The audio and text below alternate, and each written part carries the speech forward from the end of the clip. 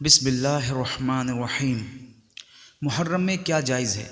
آج کی اس ویڈیو میں ہم آپ کو بتانے والے ہیں کہ محرم میں کیا جائز ہے اور کس طرح جائز ہے، پوری وضاحت کے ساتھ۔ حضرت امام حسین رضی اللہ تعالیٰ عنہ یا دوسری عظیم اسلامی شخصیت، ان سے اصلی سچی حقیقی محبت بعقیدت تو یہ ہے کہ ان کے راستے پر چلا جائے، اور ان کا راستہ اسلام ہے۔ 5 وقت کی نماز کی پابندی کی جائے، رمضان کے روزے رکھے جائیں، مال کی زکوٰۃ نکالی جائے، بس کی بات ہو تو زندگی میں ایک مرتبہ حج بھی کیا جائے، جوئے، شراب، جنا، سود، جھوٹ، غیبت، فلمی گانوں، تماشوں اور پکچروں وغیرہ ناجائز و حرام کاموں سے بچا جائے، کسی کی حق تلفی نہ کی جائے، اور اس کے ساتھ ساتھ ان کی محبت و عقیدت میں کام کیے جائیں جو کچھ حرج نہیں بلکہ باعث خیر و برکت ہے۔ اب بات کرتے ہیں کہ نیاز و فاتحہ۔ محرم میں نیاز دلاتے ہیں یا فاتحہ دلاتے ہیں تو کن باتوں کا دھیان رکھنا ضروری ہوتا ہے؟ حضرت امام حسین رضی اللہ تعالی عنہ اور جو لوگ ان کے ساتھ شہید کیے گئے، ان کو ثواب پہنچانے کے لیے صدقہ و خیرات کیا جائے، غریبوں مسکینوں کو یا دوستوں پڑوسیوں رشتہ داروں وغیرہ کو شربت یا کھچڑے یا ملیدے وغیرہ کوئی بھی جائز کھانے پینے کی چیز کھلائی یا پلائی جائے، اور ان کے ساتھ آیت قرآنیہ کی تلاوت کر دی جائے تو اور بھی بہتر ہوگا، یعنی کہ فاتحہ۔ اس کو عرف میں نیاز و فاتحہ کہتے ہیں۔ یہ سب بلا شک جائز ہے، ثواب کا کام ہے، اور بزرگوں سے اظہار عقیدت و محبت کا اچھا طریقہ ہے، لیکن اس بارے میں چند باتوں کو دھیان رکھنا بہت ضروری ہے۔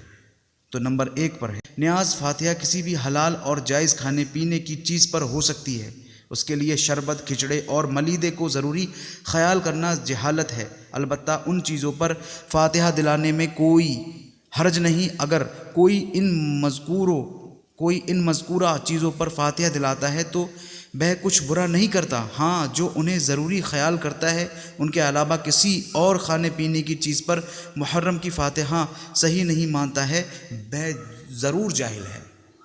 نمبر 2 پر ہے، نیاز با فاتحہ میں سیخی خوری نہیں ہونا چاہیے، اور نہ کھانے پینے کی چیزوں میں ایک دوسرے سے مقابلہ، بلکہ جو کچھ بھی ہو اور جتنا بھی ہو سب صرف اللہ والوں کے ذریعے اللہ تعالیٰ کی نزدیکی اور ان کا قرب اور رضا حاصل کرنے کے لیے ہو۔ اور اللہ کے نیک بندوں سے محبت اس لیے کی جاتی ہے کہ ان سے محبت کرنے اور ان کے نام پر کھانا کھلانے اور ان کی روحوں کو اچھے کاموں کا ثواب پہنچانے سے اللہ راضی ہوتا ہے، اور اللہ کو راضی کرنا ہی ہر مسلمان کی زندگی کا اصلی مقصد ہے۔ نمبر 3 پر ہے، نیاز و فاتحہ بزرگوں کی ہو یا بڑے بوڑھوں کی، ان کے طور طریقوں کو جو مسلمانوں نے رائج ہے، جائز اور اچھے کام ہیں، فرض اور واجب نہیں۔ اگر کوئی کرتا ہے تو اچھا کام اچھا کرتا ہے، فرض کرتا ہے، اور نہیں کرتا ہے تو بھی گناہ گار نہیں، ہاں کبھی بھی اور بالکل نہ کرنا محرومی ہے۔ نیاز و فاتحہ کو نہ کرنے والا گناہ گار نہیں ہے، ہاں اس سے روکنے اور منع کرنے والا ضرور گمراہ و بد مذہب ہے اور بزرگوں کے نام سے جلنے والا ہے۔ نمبر 4 پر ہے، نیاز فاتحہ کے لیے بال بچوں کو تنگ کرنے کی یا کسی کو پریشان کرنے کی یا خود پریشان ہونے کی یا ان کاموں کے لیے قرضے لینے کی کوئی ضرورت نہیں ہے۔ جیسا اور جتنا موقع ہو اتنا کریں، اور کچھ بھی نہ ہو تو خالی قرآن یا کلمہ طیبہ یا درود شریف وغیرہ ذکر خیر کر کے یا نفل نماز یا روزے رکھ کر ثواب پہنچا دیا جائے تو یہ کافی ہے، اور مکمل نیاز اور پوری فاتحہ ہے جس میں کوئی کمی یعنی شرعاً خامی نہیں ہے۔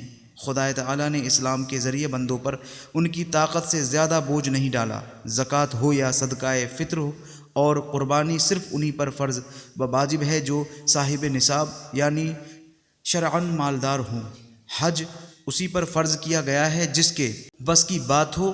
عقیقہ و ولیمہ انہی کے لیے سنت ہے جن کا موقع ہو، جبکہ یہ کام فرض و واجب یا سنت ہے، اور نیاز و فاتحہ عرس وغیرہ تو صرف بدعات حسنہ یعنی صرف اچھے اور مستحب ہیں، فرض و واجب نہیں، یعنی شرعاً لازم و ضروری نہیں ہیں۔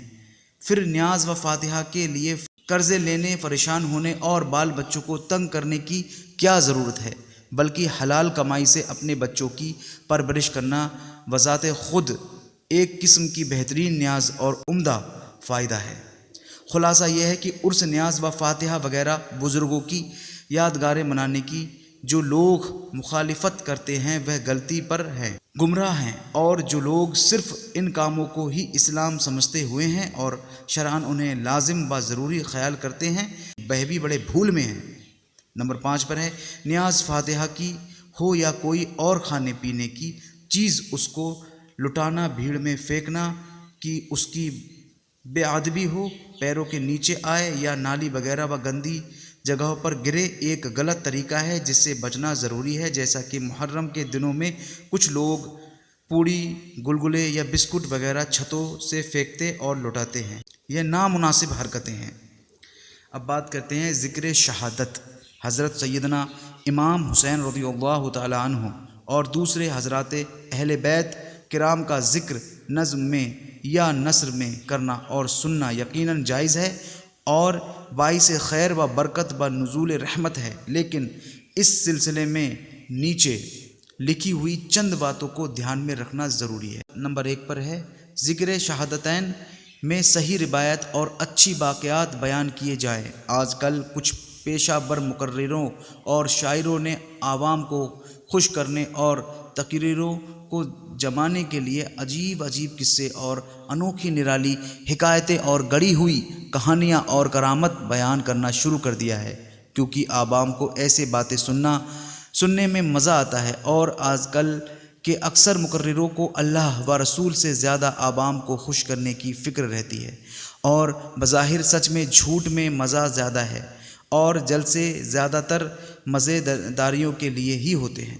اعلیٰ حضرت مولانا شاہ احمد رضا خان رحمۃ اللہ علیہ فرماتے ہیں، شہادت نام نظم یا نثر جو آج کل عوام میں رائج ہے، اکثر روایت باطلہ با بیس روپا میں مملو اور اکاذیب موضوعہ پر مشتمل ہے۔ ایسے بیان کا پڑھنا اور سننا بہ شہادت نامہ ہو، خواہ کچھ اور مجلس میلاد و مبارک میں ہو، خواہ کہیں اور، مطلقاً حرام و ناجائز ہے۔ اسے آپ فتاوی رضویہ میں دیکھ سکتے ہیں۔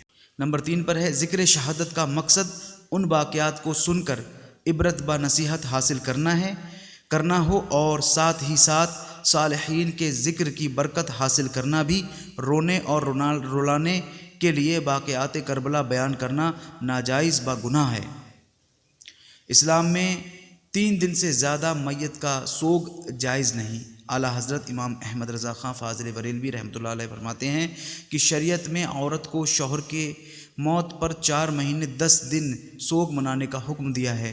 اوروں کی موت کے تیسرے دن تک اجازت دی ہے، باقی حرام ہے، اور ہر سال سوگ کی تجدید تو اصلاً کسی کے لیے حلال نہیں۔ یہ بھی آپ فتاوی رضویہ میں دیکھ سکتے ہیں۔ اور یہ رونا اور رلانا سب رافضیوں کے طور طریقے ہیں، کیونکہ ان کی قسمت میں ہی یہ لکھا ہوا ہے۔ رافضی غم مناتے ہیں اور خارجی خوشی مناتے ہیں، اور سنی واقعات کربلا کو سن کر نصیحت و عبرت حاصل کرتے ہیں اور دین کی خاطر قربانیاں دینے کا سبق لیتے ہیں اور ان کی ذکر کی برکت اور فیض پاتے ہیں۔ ہاں، اگر ان کی مصیبتوں کو یاد کر کے غم ہو جائے یا آنسو نکل آئے تو یہ محبت کی پہچان ہے۔ مطلب یہ ہے کہ ایک ہوتا ہے غم منانا اور غم کرنا، اور ایک ہوتا ہے غم کو جانا۔